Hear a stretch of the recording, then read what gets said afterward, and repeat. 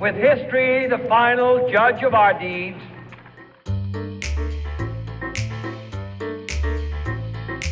This episode is sponsored by viewers like you and World of Warships. Since we're talking about John F. Kennedy here, and I guess some sort of political stuff, it's history, it's always political, YouTube might demonetize this. Then again, they did not demonetize the last episode. But in either case, World of Warships encourages historical content. It's a free-to-play PC game, where you can command a bunch of naval craft in pitched battles. Perfectly enough, JFK himself was a naval officer during World War II, which is when the game takes place. He commanded a torpedo boat, and Hollywood even made a movie about it, named after the boat, PT-109. While these boats are too small for the big warships in the game, you can play as a class of Japanese destroyers that hit PT-109 in 1943, which seriously injured Kennedy, though he later commanded PT-59. There's a whole bunch of ships you can earn through experience, and they've really put some careful detail into each one of these. I've managed to get well into the battleships and even an aircraft carrier, despite being very busy. Each of the 4 types have distinct advantages in-game, which lends to the online battles a sense of balance. If you click on the link below, you'll get a bunch of in-game benefits, like currency for building your fleet, and a special ship, the USS Charleston. So join in by clicking on the link below, and on with the show. Hey, Cypher here. Recently on Twitter I posted this. I just saw something that really bugged me, and it's a series of memes that I've seen a lot of conservatives trying to discredit the Green New Deal, as I've heard it called. But I wanted to talk a bit about how stupid and ultimately ignorant these memes are. You're nothing but a commie.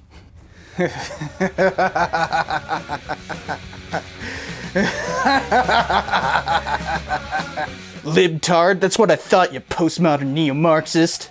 Ah yes, the idiotic buzzwords that reactionaries use when they have nothing substantive to say. Funny enough, postmodernism and Marxism are completely contradictory ideologies. Look, neo-Marxism isn't some scary word. All it means is that people are using things like interdisciplinary studies to update the theories of Marx. But postmodernism is completely opposed to Marxism.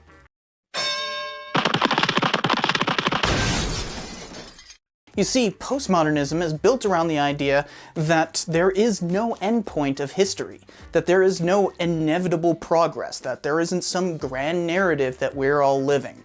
Hence the whole post thing. It's postmodern, that there is no modernism, that it's not continuously growing. And, of course, the inevitable revolution is the most fundamental part of Marxism. Plus, liberalism, or libtardism, as the angry moth noises put it all the time, is also completely opposed to Marxism. Like, you'll see people talking about radical liberalism, which, what? That doesn't even make sense. So, at the very least, don't contradict yourself. Well then, you're a cultural Marxist with, like, bias against free speech because you block comments, you coward. Ooh, okay, well there's a lot to unpack there. First of all, what you're spewing is basically Nazi propaganda. The whole idea of cultural Bolshevism, or cultural Marxism as the commenters like to put it so often, is literal Nazi propaganda. And why the hell should I allow Nazis to publish their trash in my comments section? That's not what free speech is. It's funny how people resort to free speech when they don't have any substantive argument. All they have is hate to spread. Maybe you should learn what free speech is before complaining about it. I block hatred in the comments section. You're not allowed to publish it here. It's not worthy of the channel, and it's certainly not worthy of historical conversation. Suicide is painless. Also, me being supposedly biased or supposedly any of these buzzwords doesn't change whether or not what I'm saying is correct. Either way, the true cowards are the ones who resort to this lunacy in the first place. Be gone with thine red baiting.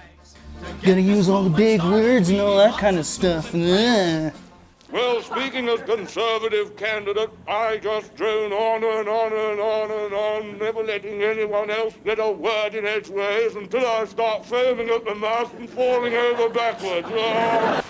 Now, the whole point of the meme is that it shows this. And so, my fellow Americans, ask not what your country can do for you. Ask what you can do for your country. Now, that's Kennedy's inaugural speech from 1961. And then inevitably, they counterpose this to, like, somebody saying that we should have free healthcare for everyone, or Medicare for all. Free. So what they're trying to say is that Democrats like Kennedy had been saying that nothing should be free for people, whereas now Democrats are proposing free stuff. But this shows a fundamental ignorance of what that original quote was and what the Kennedy administration did. So I figured I'd make this really quick episode about that. So, what was Kennedy talking about? Well, let's look at the quote in its full context. He says, In the long history of the world, only a few generations have been granted the role of defending freedom in its hour of maximum danger. I do not shrink from this responsibility. I welcome it.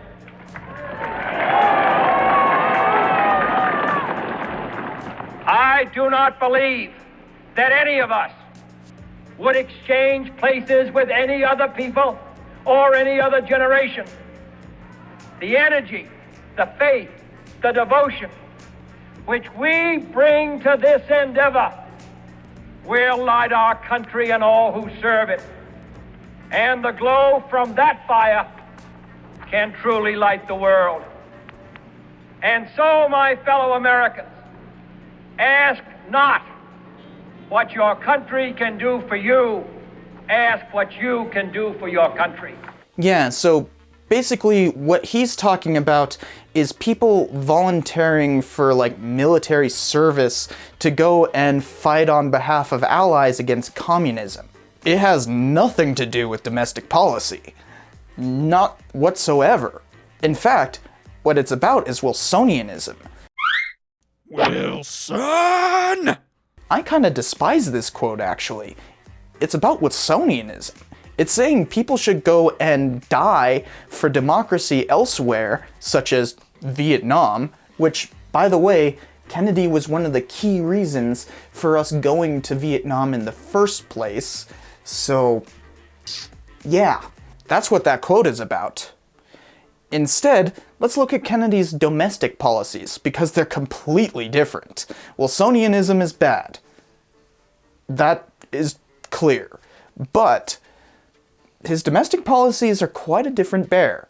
You see, Kennedy was what was called a New Dealer. From the 1930s all the way to the 1970s, an economic idea called the New Deal Coalition existed. The idea was that the federal government should be intervening to create economic prosperity. Now, people on the right like to call this a light form of socialism, whereas people on the left like to call it reform capitalism.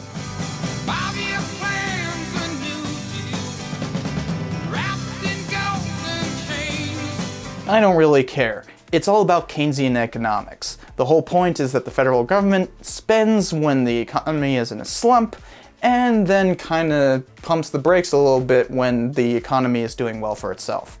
And by the way, the New Deal wasn't purely a creation of Franklin Delano Roosevelt. In fact, a lot of elements from FDR's regime came from the previous Republican Herbert Hoover, who, for instance, created the Hoover Dam project. So there's a lot of kind of in-between stuff. And so this is where we start talking about the party flip, as in where the Democrat and Republican Party kind of switch sides on economic issues and eventually on social issues as well.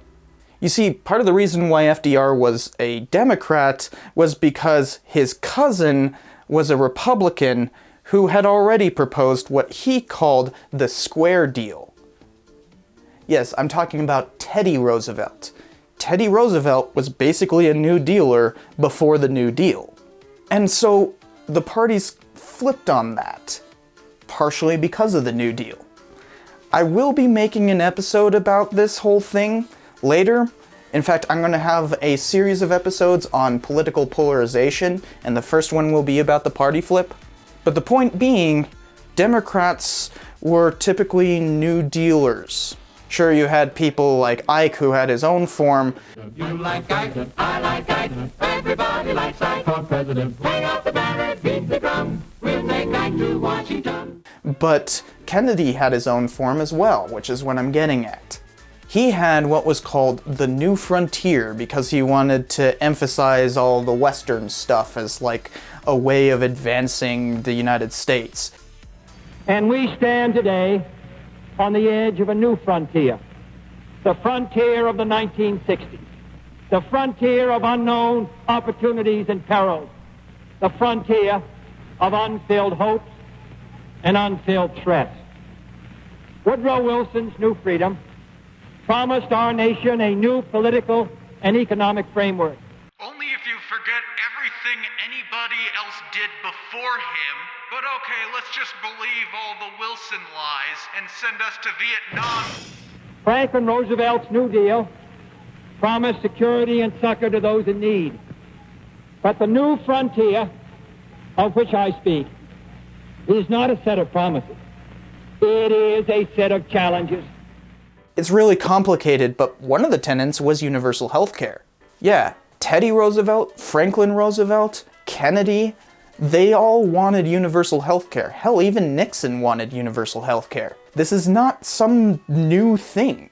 We're well beyond a century of proposed legislation on this, and Kennedy was one of the driving forces in 1960. He campaigned on the whole New Frontier thing. So to say that he was against free stuff is to blatantly ignore everything that Kennedy stood for.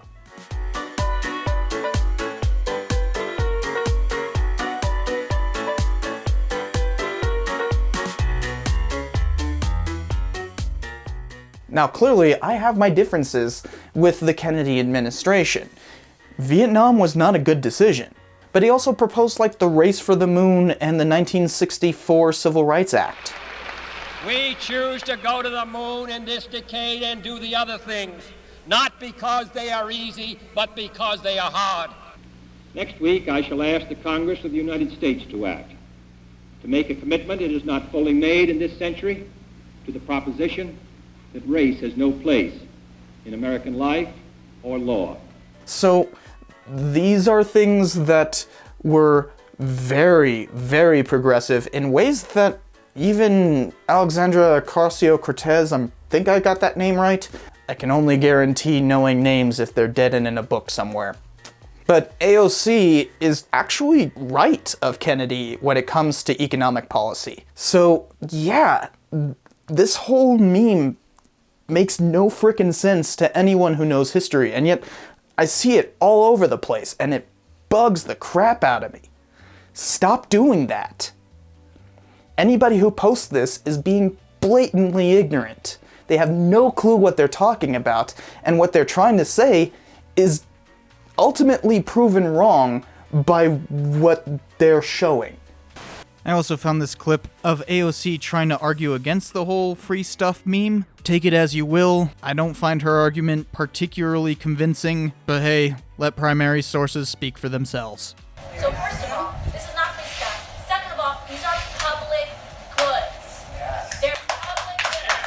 So I never want to hear the word or the term free stuff ever again. I believe that all people should go to a public library, should be able to go to a public library. Yes. Everyone can drive on our roads. Everyone should be able to send their kids to public school. And every person who needs it should have access to public housing that looks like this. That doesn't change whether or not it's free stuff, but whatever. Now I normally don't like doing these kinds of debunked videos, but this one just bugged the crud out of me, and I just Wanted to also say, I am working on this whole political polarization series, so this is kind of a preemption of that. I will post that when I get done with it. See you next time.